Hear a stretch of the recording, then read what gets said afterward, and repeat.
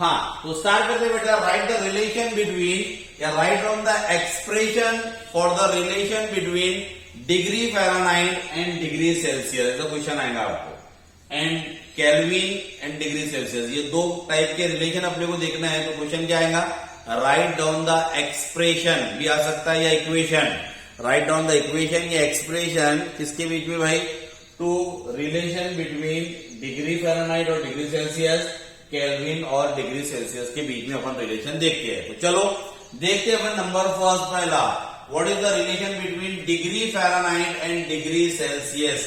क्या रिलेशन होता है, तो degree Fahrenheit is equal to 9/5 into degree Celsius plus 32। It is the relation between degree Celsius and degree Fahrenheit. क्या है, तो degree Fahrenheit is equal to 9/5 into degree Celsius plus 32। ये क्या है आपका, तो ये रिलेशन हो गया इसके बीच में डिग्री फ़ारेनहाइट और डिग्री सेल्सियस के बीच का पहला। दूसरा रिलेशन की बात करेंगे तो दूसरा रिलेशन होता है बेटा आपका डिग्री केल्विन और डिग्री सेल्सियस। तो केल्विन को रिप्रेजेंट किया था K से, इज इक्वल टू 273.15 लिखा होता है, 15 नहीं भी याद रखे तो भी चलेगा। 270 Kelvin is equal to 273.15 degree Celsius, ये इतना होता है अपना, ठीक है। यानी जो भी आपका डिग्री सेल्सियस है उसको 273 से मल्टीप्लाई कर दो तो ये आपका आ जाएगा केल्विन। तो ये रिलेशन हो गया आपका डिग्री फ़ारेनहाइट और डिग्री सेल्सियस का, और केल्विन और डिग्री सेल्सियस का, ये आपका रिलेशन बेटा हो गया। समझ में आएंगे दोनों रिलेशन एकदम। हाँ, डबल सिखाओ एक बार। क्या बेटा, डबल सिखाओ एक बार, नहीं समझा। हाँ, तो पहला रिलेशन है बेटा हमारा डिग्री फ़ारेनहाइट और डिग्री सेल्सियस का। भाई दोनों को रिलेट कैसा करेंगे, तो degree Fahrenheit is equal to 9/5 into degree Celsius plus 32। ये रिलेशन हुआ। अभी इसको सॉल्व करके बताऊंगा मैं तुमको, इससे न्यूमेरिकल लूंगा तो और अच्छे से समझ में आएगा। यानी ये इक्वेशन को अपने को लर्न करना है कि अगर मुझे फ़ारेनहाइट को डिग्री में कन्वर्ट करना है तो क्या करना पड़ेगा, मुझे लेना पड़ेगा 9/5 इंटू जो भी मेरे पास में डिग्री सेल्सियस का टेम्परेचर दिया हुआ होगा बेटा, वो टेम्परेचर की वैल्यू यहाँ पुटअप करूंगा, प्लस 32 करूंगा। जो आंसर आएगा मेरा उसको सॉल्व करने के बाद में वो आ जाएगा मेरा फ़ारेनहाइट। अब आएगा समझ में। 9/5 कैसे आया? हाँ बेटे, 9/5 कैसे आया? ये 9/5 ये अपने को दिया हुआ है, डायरेक्ट साइंटिस्ट ने रिलेशन दिया कि भाई इस रिलेशन से आप फ़ारेनहाइट और डिग्री सेल्सियस को बेटा एक दूसरे से रिलेट कर सकते हैं। ये हमें मेरा आपका लाइवा नहीं, यानी ये इक्वेशन, ये फॉर्मूला अपने को गिवन है। संजीव समझ में आएगा छोटू? हाँ सर, हाँ। ये गिवन है बेटा अपने को, ये आया कहां से, अपन ने लाया नहीं है, तेरे मेरे जेब से नहीं आया। ये फॉर्मूला अपने को गिवन है, ये फॉर्मूले में हम वैल्यू पुट करके दोनों को रिलेट कर सकते हैं, ठीक है। उसके बाद में Kelvin is equal to 273.15 into degree Celsius. कि जो भी मेरे पास में वैल्यू है डिग्री सेल्सियस की, मैं वो यहां रखूंगा और उसको 273 से मल्टीप्लाई करूंगा। जो मेरा आंसर निकल करके आएगा वो केल्विन हो जाएगा, यानी ये रिलेशन हो जाएगा केल्विन और डिग्री सेल्सियस की। ये जो वैल्यूज दी है बेटा, ये वैल्यूज हमको गिवन है फॉर्मूले में, यानी ये वैल्यूज साइंटिस्टों ने प्रैक्टिकली करके किया, फिर निकालने के बाद में वैल्यू दी। डायरेक्ट हमको रिलेशन दिया, फॉर्मूला दे दिया कि ये फॉर्मूला अप्लाई करके आप डिग्री सेल्सियस को डिग्री केल्विन में, और सॉरी केल्विन को डिग्री सेल्सियस में और फ़ारेनहाइट को डिग्री सेल्सियस इस तरीके से रिलेट कर सकते हैं, ठीक है। समझा क्या सभी को? बोलो। हाँ, अब नहीं भी समझा किसी, हाँ बोलो। राधे समझ गया? यस सर, समझ गया। चलो अब देखिए जरा, किसी को थोड़ा बहुत सा भी डाउट हो तो अभी क्वेश्चन करवा रहे हैं इस पे से न्यूमेरिकल, उसपे और आसानी से अच्छे से समझ में आ जाएंगे। हाँ श्रावणी, क्या बोल रही बेटे? श्रावणी, हाँ ओके। तो चलिए क्वेश्चन करते आगे, ये लिख लो पहले इसका, फिर आगे हम क्वेश्चन कर रहे हैं, क्वेश्चन को सॉल्व कर रहे हैं, ठीक है। तो क्वेश्चन क्या है, convert the following degree Celsius into degree Fahrenheit. हमको डिग्री सेल्सियस की वैल्यू गिवन है बेटा 40 डिग्री सेल्सियस, 30 डिग्री सेल्सियस, उसको कन्वर्ट करना है मुझको डिग्री फ़ारेनहाइट में। डिग्री सेल्सियस को डिग्री फ़ारेनहाइट में मुझे कन्वर्ट करना है। चलिए सॉल्यूशन करते हैं, यहां से करता हूं। नंबर फर्स्ट का सॉल्यूशन अपन कर रहे हैं, सॉल्यूशन। ठीक है, सॉल्यूशन में सबसे पहली चीज क्या लिखेंगे, G1 यानी गिवन क्या है अपने को, तो गिवन क्या है, तो गिवन है भाई हमको, गिवन अपन लिखेंगे यहाँ, गिवन में टेम्परेचर गिवन है, टेम्परेचर इन काय में degree Celsius, temperature in degree Celsius कितना है, is equal to 40 degree Celsius. मालूम क्या करना है मुझे, तो मुझे मालूम करना है टेम्परेचर इन डिग्री फ़ारेनहाइट, ये मुझे मालूम करना है। ठीक है, मुझे फॉर्मूला पता है, फॉर्मूला मैं अप्लाई करूंगा। दूसरी चीज मुझे भाई यहाँ पर फॉर्मूला अप्लाई करना है, फॉर्मूला। तो फॉर्मूला क्या है आपका, तो फॉर्मूला है कि degree Fahrenheit is equal to, बोलो क्या लिखे थे अभी अपन ने, degree Fahrenheit is equal to 9/5 into क्या था, डिग्री सेल्सियस प्लस क्या था 32। ये है हमारा फॉर्मूला। अब इस फॉर्मूले की हेल्प से हम आसानी से वजह निकाल सकते हैं कि डिग्री फ़ारेनहाइट अपना क्या होगा, है ना। तो चलिए वैल्यू पुटअप करते हैं, यहाँ पर दिया जाएगा degree Fahrenheit is equal to 9/5 into कितना है 40 डिग्री सेल्सियस प्लस 32। ठीक, हाँ तो चलो इसको सॉल्व करो जरा था, ये इसको कैंसिल करेगा, कितने से कटेगा 8, तो 5 8 जा 40, इनको मल्टीप्लाई करो 9 इंटू 8 कितना हो जाएगा, बोलो 72 प्लस 32, है ना। ये इसको मैंने काट दिया, 5 8 जा ये हो जाएगा 40, 8 को 9 से मल्टीप्लाई कर दिया, 72 आ गया प्लस 32, कितना आ रहा आंसर 104, ये आ गया मेरे पास में डिग्री फ़ारेनहाइट, ये आया आंसर। क्या सभी को समझ में आ गया, यस सर। हाँ एकदम इजी है, छोटू आएगा समझ में आप, हाँ सर, इजी है सर। हाँ एकदम सिंपल है भाई, वैल्यू पुटअप करो, सॉल्व करो, मामला खत्म। हाँ तो टेम्परेचर गिवन है सेकेंड में अपने को कि भाई गिवन, तो सबसे पहला गिवन है टेम्परेचर इन डिग्री सेल्सियस कितना है 30 डिग्री सेल्सियस है। ठीक है, उसके बाद में निकालना है टेम्परेचर इन डिग्री फ़ारेनहाइट, ये निकालना है मुझे। ठीक है, अगेंस्ट फॉर्मूला लिखेंगे, तो फॉर्मूला तो वैसा लिखा हुआ है, तो लिख देता हूं एक बार और। फॉर्मूला क्या रहेगा हमारे पास में, तो फॉर्मूला है हमारे पास degree Fahrenheit is equal to 9/5 into degree Celsius plus 32, ये हो गया हमारा फॉर्मूला। चलिए अब वैल्यू पुटअप कर देते, एकदम सिंपल है। यहां लिया मैंने degree Fahrenheit is equal to 9/5 into कितना रखूंगा 30 प्लस 32।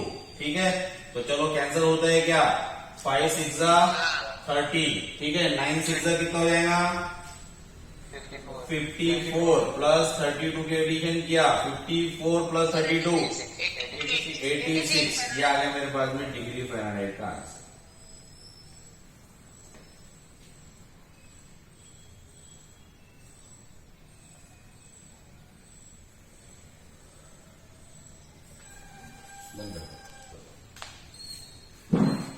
लिखिए question, convert the following degree Fahrenheit into degree Celsius. दो वैल्यू गिवन है 50 डिग्री फ़ारेनहाइट और 10 डिग्री फ़ारेनहाइट, इनको मुझे डिग्री सेल्सियस में कन्वर्ट करना है। तो चलिए स्टार्ट करते हैं बेटा। तो सबसे पहले वही लिखेंगे अपन क्या, सॉल्यूशन। ठीक है, नंबर पहला वाला लिख रहे हैं अपन, नंबर फर्स्ट का सॉल्यूशन। गिवन है मुझको, गिवन क्या गिवन है भाई, तो गिवन है मुझको यहाँ पर सबसे पहले टेम्परेचर इन टाइम में डिग्री फ़ारेनहाइट, डिग्री फ़ारेनहाइट में टेम्परेचर गिवन है जो कि कितना है 50 डिग्री फ़ारेनहाइट। नंबर सेकेंड क्या निकालना है, टेम्परेचर इन डिग्री सेल्सियस, ये निकालना है। फॉर्मूला हमको पता है कि फॉर्मूला था, फॉर्मूला तो फॉर्मूला हो जाएगा आपका degree Fahrenheit is equal to 9/5 into degree Celsius और प्लस ठीक है, बोलो क्या करेंगे जी, क्या करना पड़ेगा, मुझे निकालना है यहां से डिग्री सेल्सियस, तो क्या करेंगे बोलो, सबसे पहले इसको प्लस को इधर लेके ले जाओ, तो क्या हो जाएगा माइनस, ठीक है, 5 ऊपर चला जाएगा, इनटू में आ जाएगा 9 नीचे आ जाएगा, ठीक है। तो चलो मैं पहले वैल्यू पुटअप कर देता हूं बेटा, वैल्यू पुटअप करने के बाद में उसको अपन करेंगे, ठीक है।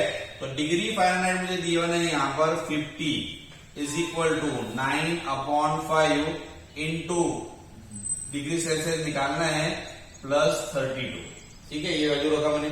अब क्या करूंगा मैं, यहाँ लिखता हूँ थोड़ा सा ताकि दिखे आपको, तो मैंने लेके गया पहले 32 को इधर ले जाएगा, 50 माइनस 32 ये हो गया, ठीक है, इंटू क्या हो जाएगा फिर मेरे पास में बोलो 5 डिवाइडेड बाय 9 ये हो गया is equal two degree Celsius. ऐसे बन जाएगा रिलेशन, आगे है सबके समझ में। फिर से देख लो यहाँ पर, इसको इधर लेकर आया बेटा तो माइनस में हो गया, 50 माइनस 32, उसके बाद में 5 को ऊपर लाया तो इंटू में आ गया और ये 9 नीचे आ गया, समझा क्या? Yes sir. सभी को समझ गया बेटा? अर्पित? हाँ, लड़कियों में खुशी, आदित्य, केतकी, चारू, श्यामल, चलो वेरी गुड। हाँ, तो आसान है, कोई ज्यादा मुश्किल नहीं है। चलिए अब करते हैं, बोलो भाई 50 में से 32 का बचे कितने, 18 हो जाएंगे, इंटू मल्टीप्लाई करो उसको 5 से, डिवाइडेड बाय 9 करो, 18 5 50 अपने 5 कितना हो जाएगा,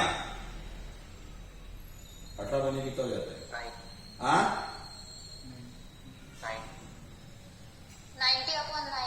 90/9 बराबर है, 90/9 बराबर है 90, ये कैंसिल हो गया, कितना बच गया 10 डिग्री सेल्सियस, ये निकल गया मेरा answer.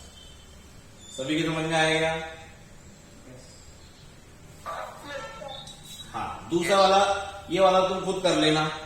Law of chemical combination में अपन ये देखेंगे बेटा, लिखेंगे उसको क्या, the law of chemical combination, इसमें लिखेंगे कि द प्रोसेस, एक तरह की प्रोसेस है भाई, द प्रोसेस, और मास। हाँ बेटे संजीत क्या हो रहा, छोटू और मास। हाँ, the process in which elements are combined, the process in which elements are combined to form compounds is called as law of chemical combination, इसको बोला जाएगा लॉ ऑफ केमिकल कॉम्बिनेशन, ठीक है। ऐसी प्रोसेस जिस प्रोसेस में एलिमेंट आपस में मिले, जुड़ जाए, जुड़कर वो कंपाउंड बना ले, ऐसी प्रोसेस का नाम होता है बेटा law of chemical combination. There are 5 different types of law of chemical combination, तो लिख लेंगे नीचे, there are 5 different types, there are 5 different types of law of chemical combination,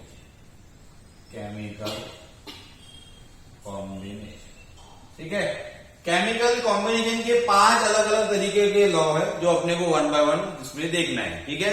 there are 5 different types, यानी 5 different types of law of chemical combination. Chemically किस तरीके से element आपस में कंबाइन होते हैं, इसके 5 अलग अलग साइंटिस्ट के हिसाब से, साइंटिस्ट ने अपने अपने जो है बेटा अलग अलग जो है बताए हैं लॉ, वो अपने को 1 by 1 देखना है। नंबर पहला क्वेश्चन में लिखते हैं, तो क्वेश्चन क्या है, नंबर फर्स्ट लॉ देख रहे हैं अपन, पहले तो नाम दे देते इसका, law of conservation of mass, law of conservation of mass, ये पहला है, law of conservation of mass, number first पहला law of conservation of mass.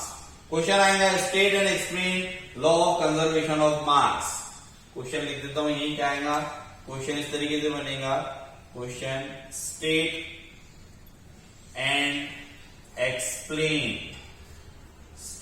Explain law of conservation of मास, आगे लिखा हुआ है state and explain law of conservation of mass.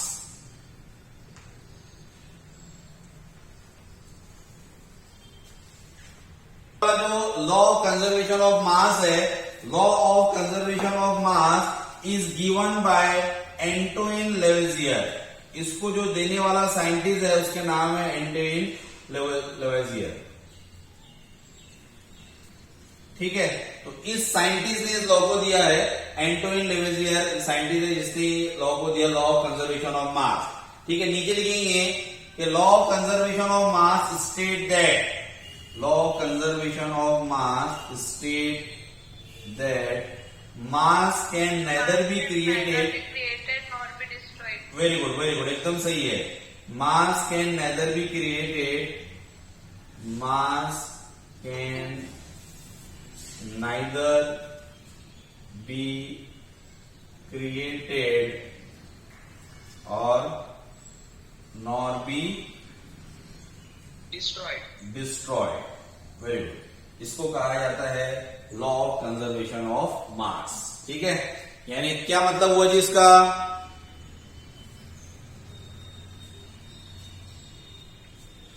Reaction में reaction होने के बाद मास जो है वो डिस्ट्रॉय नहीं होगा, सेम रहेगा। बराबर, वेरी गुड। मास के neither be created nor be destroy.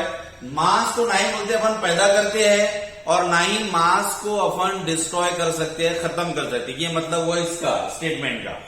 लिख लो, पहले समझाता हूं फिर बंद करेंगे। कि मास के neither be created nor be destroy, शब्दों के अर्थ क्या हुए? शब्दों का अर्थ ये हुआ, मतलब ये हुआ बेटा कि मास को ना ही बोलते अपन पैदा कर सकते हैं, क्रिएट कर सकते हैं, और ना ही उसको डिस्ट्रॉय कर सकते हैं, ना ही उसको मार सकते हैं। तो होगा क्या फिर? तो होगा ये, यानी ये रूल है यूनिवर्सल का कि भाई ऊपर वाले ने, दुनिया बनाने वाले ने, ऊपर वाले ने जो है बेटा एक दुनिया में मास का एक फॉर्म या एनर्जी का एक फॉर्म बनाकर छोड़ दिया। ठीक है, अब क्या होता है? अब ये होता है कि ना ही मास अपन नया कोई पैदा हो रहा तो कोई नई चीज पैदा नहीं हो रही, और कोई मर रहा तो कोई कम नहीं हो जा रहा। बस क्या हो रहा? तो बस हो रहा ये कि एक फॉर्म दूसरे फॉर्म में क्या होता चल जा रहा है, कन्वर्ट होते चल जा रहा है। इसको कहेगा लॉ ऑफ कंजर्वेशन ऑफ मास। और यही लागू भी होता है law of conservation of energy, कि एनर्जी ना ही पैदा कर सकते हैं ना ही खत्म कर सकते हैं, बस होता क्या है तो एनर्जी का एक फॉर्म दूसरे फॉर्म में कन्वर्ट होता है। सेम वैसे ही उन्होंने ये कहा। अब ये लॉ जो है अपन अप्लीकेबल कर रहे हैं केमिकल रिएक्शन पे। तो केमिकल रिएक्शन में क्या मतलब? तो केमिकल रिएक्शन में ये होगा कि मास ऑफ, मैं लिखता हूं इस बात को यहां पर, कि केमिकल रिएक्शन में क्या होगा? तो हम बोलेंगे mass of reactant, mass of reactant is equal to mass of product. ये इसका मतलब हुआ कि chemical, during the chemical reaction the mass of reactant is always equal to the mass of product. जब भी कभी भी केमिकल रिएक्शन होगी तो केमिकल रिएक्शन में बेटा जो मास होता है रिएक्टेंट का वही मास प्रोडक्ट का भी आता है। इसी को कहा जाता है law of conservation of mass. यानी मास को अपन ने क्या किया, सिर्फ यहां से यहां जब भी कभी केमिकल रिएक्शन हुई तो यही मास रिएक्टेंट का प्रोडक्ट में कन्वर्ट हुआ, एक्सेप्ट न्यूक्लियर रिएक्शन। जो न्यूक्लियर रिएक्शन होते हैं ना तो वहां पर जो है मास कम हो जाता है, धमाका होता है एनर्जी वगैरह का, तो वो वाली को छोड़ के बाकी ये सब पर लागू होगा। कैसे लागू होगा? तो एग्जाम्पल देखो यहाँ करता हूं मैं, एग्जाम्पल बता रहा हूं आपको। यहाँ पर एग्जाम्पल में लिया बेटे मैंने यहाँ पर कार्बन, ठीक है, plus O2 combined they form the CO2। Carbon plus oxygen को मिलाया, मिलाने के बाद में इससे बन गया CO2 carbon dioxide. What is the atomic mass of carbon? Carbon का एटॉमिक मास क्या होता है? क्या कोई जानता है कार्बन का एटॉमिक मास? कार्बन का एटॉमिक मास क्या है बेटा, बोलो। अच्छा नहीं पता, ठीक है मैं बता देता हूं। कार्बन का एटॉमिक मास होता है बेटा 12, इसका एटॉमिक मास नंबर। ऑक्सीजन का एटॉमिक मास नंबर होता है 16, और जो 6 होता है ना सर, अपन बोलेंगे कि भाई ये 6 भी तो यहां लिखते हैं अपन, 6 और ये 8, ये एटॉमिक नंबर है। जो नीचे लिखा मैंने वो क्या है, एटॉमिक नंबर। जो ऊपर लिखा हुआ वो क्या है, एटॉमिक मास नंबर। हमको जरूरत है यहाँ पर मास की, एटॉमिक मास की जरूरत है हमको, मास। तो कार्बन का मास हुआ 12, मैं लिखता हूं यहाँ नीचे लिखता हूं उस बात को, ठीक है। और ऑक्सीजन का मास हुआ मेरे पास में 16। तो 12 प्लस 16 कितना होना चाहिए, बोलो, अरे बोलो ना। 12 प्लस 16 कितना हो जाइए 28। तो देख लो यहाँ पर भी कार्बन प्लस ऑक्सीजन का दोनों का मास मिलाकर आ जाता है 28। तो यानी जो मास ऑफ रिएक्टेंट है 12 प्लस 16 ये भी 28 हो जाएगा, वही मास ऑफ क्या है प्रोडक्ट है, इसको कहा जाता है law of conservation of mass. यानी जब रिएक्शन हुई तो रिएक्शन के टाइम पर मास जो है वो रिएक्टेंट का जो था वही प्रोडक्ट का है। जैसे एक और एग्जांपल देखो, एग्जांपल नंबर 2 कि अगर मैं यहाँ पर सोडियम ले लू प्लस उसको रिएक्ट कर दो क्लोरीन से, तो बोलो क्या बन जाएगा प्रोडक्ट NaCl, सोडियम क्लोराइड बन जाएगा। क्या अपन सोडियम का मास जानते हैं? सोडियम का मास होता है बेटा 23, ये इसका मास है, इसका एटॉमिक नंबर 11 है, 11 एटॉमिक नंबर, मास नंबर 23। क्या हम क्लोरीन का मास जानते हैं? क्लोरीन का मास होता है 35.5 ये इसका एटॉमिक मास नंबर है, 17 ये इसका एटॉमिक नंबर होता है। ठीक है, अब बताओ 23 प्लस 35.5 कितना हो जाएगा? 58.5। Very good, 58.5। तो ये प्रोडक्ट का मास भी 58.5 ही आता है। यानी जो मेरे पास में रिएक्टेंट का मास था वही मास आया मेरे पास में प्रोडक्ट का। इसको कहा जाता है law of conservation of mass. यानी mass during the chemical reaction is not be created not be destroyed, बस सिर्फ कन्वर्ट हो गया, रिएक्टेंट से जाके प्रोडक्ट में कन्वर्ट हो गया। जो मास रिएक्टेंट का था वही मास हमारा प्रोडक्ट का बन गया। नोट कर लो बेटा।